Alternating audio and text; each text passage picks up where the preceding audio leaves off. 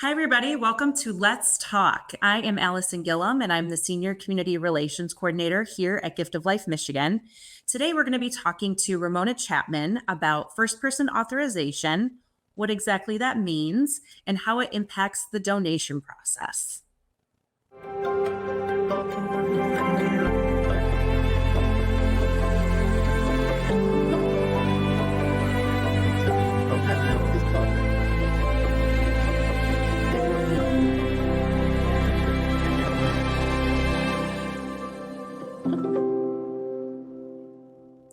Well, welcome, Ramona. Thank you so much for joining me today to talk about first person authorization and why it's so important as it relates to organ and tissue donation. Awesome. I'm excited about being here with you today to talk about this subject. Yes, well, Ramona, I know you need no introduction, but for those that may not be familiar with Ramona, she is our fabulous Director of Public Education and Community Relations, and also the MOTEC program here at Gift of Life, Michigan. So, Ramona, it's always a privilege to have some time to talk with you, but especially about important stuff like first person authorization and what it means, how this affects the donation process. So, thank you again for taking the time. Thank you. Thank you. And I agree that first person authorization is something that's extremely important. It's something that we should be talking about more. And the great thing about first person authorization is it was something that was born out of the community of people really wanting to make sure that their wishes, that they had documented their wishes to become organ and tissue donors. And they didn't want their family or anyone to be able to change that decision after death. So therefore, first person authorization is something that I think is very important for us to always talk about. Absolutely. Some fancy words for some really important things as it relates to organ donation. And I do love that this came out of community and the importance of involving families in discussions about decisions about organ and tissue donation. You know, one of the things I hear out in community all the time is, well, I didn't sign up on the donor registry, but I have it in my will. So shouldn't that, cover it? Isn't that good enough? And people talk about advance directives. But talk a little bit more about why is it so important that people join the organ donor registry and just the nature of the first person authorization as it relates to the donor registry? I think it's important for a couple of reasons. One is that the donor registry is the document the Gift of Life Michigan has. That documents a person's wishes to become an organ donor. And so it is something that it is legally, it is a covenant. It is legally binding that this person made a decision that they wanted to share the gifts after death. And therefore, Gift of Life Michigan is committed to ensure that we honor that particular decision. And so we do not have access to a person's will. We do not have access to a person's advance directives. What we do have access to, however, is the organ donor registry. And so that is a document that gives us the information that we need. And we still encourage people to talk to their families.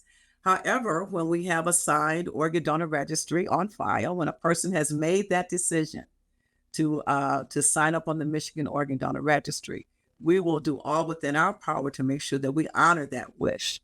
And so therefore, when we come and talk to the families, when our staff comes to talk to the family at the hospital, we're not coming to ask for permission. We're coming to acknowledge the authorization. We're coming to acknowledge the decision that that particular person has made. We still need to get information from the family, and we will definitely do that. But once again, it is something that we want to honor that particular person's wishes to become an organ and tissue donor. Yeah, absolutely. I think that was really well said. And I think just really goes to how important this is when it just plays into the donation process in general, right? It's kind of like the first piece. When somebody makes that decision to be a donor, we're really doing everything we can to honor that person's decision, like you said. So, could you speak to a little bit more about just how important it is, like how it can impact or affect the donation process? Maybe give an example of how that process goes when we don't have a first person authorization in place, and how it really makes the whole all of it so much easier if we do have access to that decision. A couple of things. I think, first of all, I want to, really commend our donation support specialists, Mhm. our donation coordinators. These are persons that are trained, very compassionate, sensitive to help navigate a family through that particular moment. And so when we have a signed organ donor registry, when we have a person, we're able to show that particular document to the family. If by chance the family does not know prior, we hope that the family already knows something prior to that. But if we have a donor registry, then we're able to once again come to the family, talk to the family about it, acknowledging the gift of the decision that the person has made, and how we are, coming there to move forward and honor that decision. Again, we will still talk to the family to get some medical social history about the particular organ and tissue donor. But once again, um, families always want to do what we can to honor the decision and wishes of our loved ones. And so when we have that donor registry, that allows that family, to focus on once again honoring that decision. If by chance we do not have an organ donor registry, we still have our staff that will talk to the family, share with the family, first of all, to make sure that we're addressing the needs of the family. That's what our donation support specialists do. They're there to, once again, just to make sure that everything that has been shared with the family understands that particular that information. And then we'll talk to them again after brain death declarations. That's when we are called. That's when we enter into the conversation, and we'll talk to them. And at some point in time, as our donation support specialists are talking to the family, we will focus on what type of person that particular person is.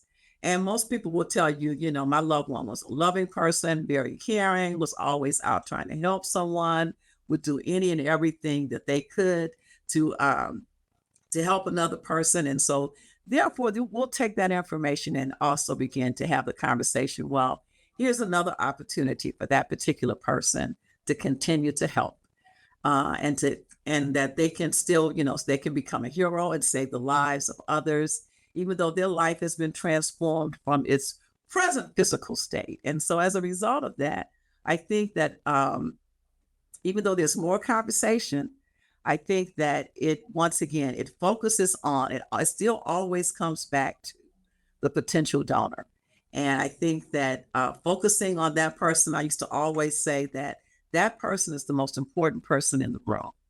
And I, again, as I shared earlier, this was born out of people saying, I do not want people to be able to override my decision. Right. And so I think that we should commend the citizens in Michigan for wanting first person authorization.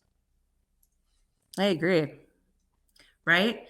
I mean, I think it's the it's so great to know that people want to make sure that their decisions around this are being honored, and that when somebody signs up to be an organ donor, they're saying, I mean this, and I want that decision to be respected. And I think it's just a great way for us to uphold that. And I think in general, Ramona, this is one of those things, like, not a lot of people know about it, right? It's just, so this is great here too, that we're kind of pulling the curtain back a little bit today and kind of taking the mystery out of it. What essentially does that mean?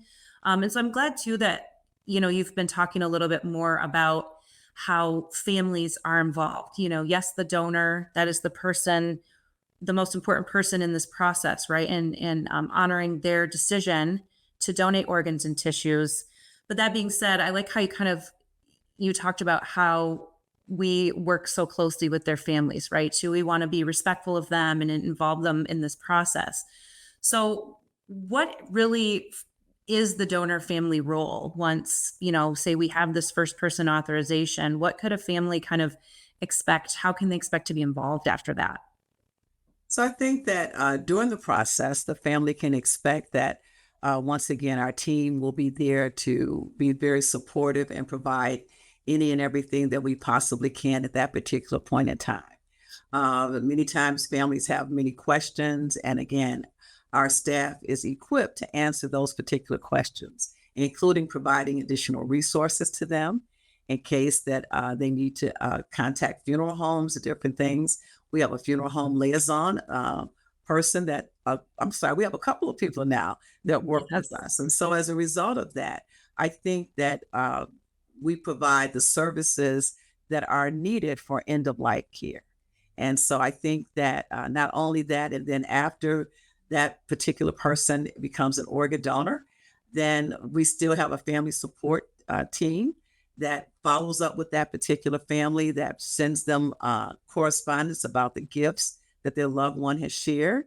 We provide comfort blankets to those particular families that, once again, I think is a very sensitive way for us to share and show. That was a program that, once again, began with our Michigan Donor Family Council. And so I think that what we see is a Gift of Life Michigan from the beginning of a person signing up on the Michigan Organ Donor Registry until after the donation process, and that particular person is a donor, to our donor families, that once you enter into this Gift of Life Michigan family, that you are a part of us forever. And we will continue to provide nurturing, again, all types of resources that we can. So we have a donor family gathering where we will invite families to from the year before to come to once again for us to honor their particular loved one. There are different events that we have throughout the year that we will invite our donor families to also participate in.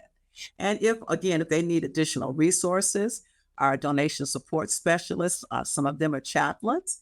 And so we're once again able to provide resources in case persons need additional support that is a little bit more extensive than what we might have. But I think that we're extremely resourceful. Yeah, absolutely. Just definitely like a holistic approach to supporting families through this whole process, right, beginning to end. And we're just so grateful for their loved ones' gifts. And I think you did a really great job of touching on like all the different ways that we work with families and support them. So one of the things I kind of want to wrap up our conversation talking about the importance of family conversations in general, right? Yes.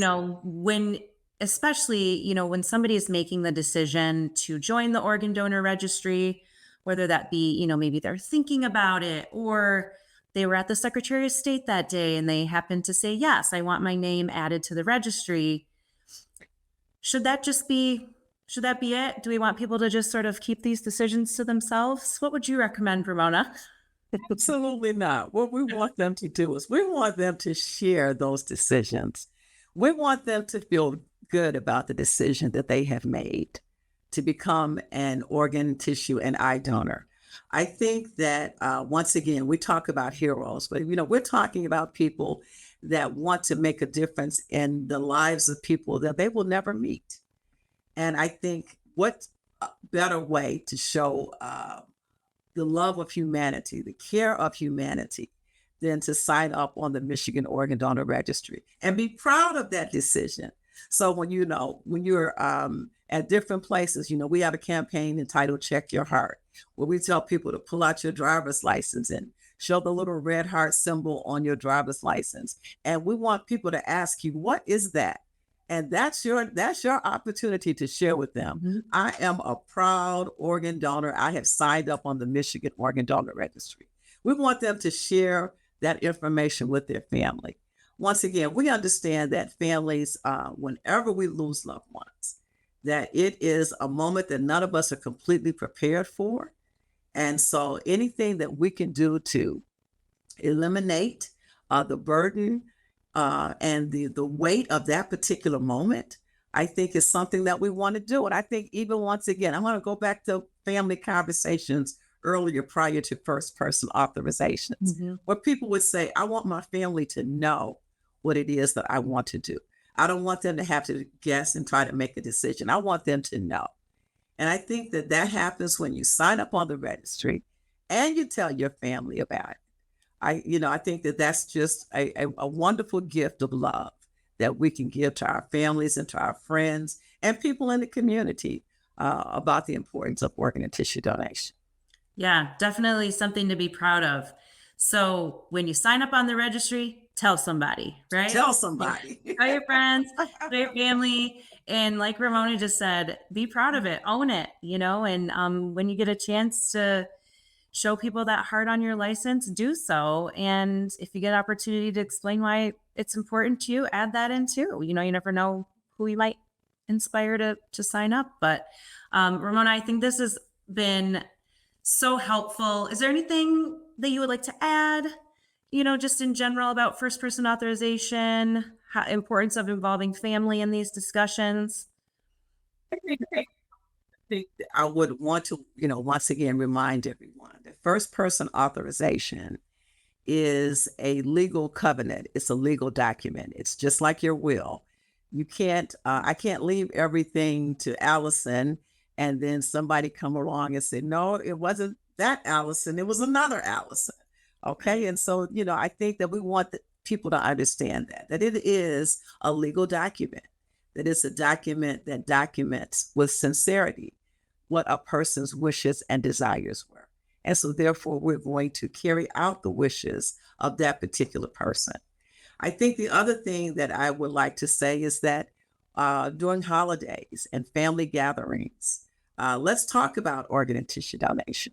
Let's share that information with our family so that everyone knows that, once again, that you're proud of the decision that you have made to become an organ, tissue, and eye donor. So I think that's, pretty much what I'd like to say, other than thank you to the people in Michigan that made this first person authorization a priority for us here in the state. Yeah, well said. And I would be remiss if I didn't encourage people who have watched this video to share it. There's some good information here. So be sure to share this, like this. If you have comments for us, please leave them in the comment section. We promise to respond to everybody's comments. If you have questions, feel free to leave them there. And Ramona, thank you again. It's always so wonderful when I get some time to chat with you, and especially about important stuff like this.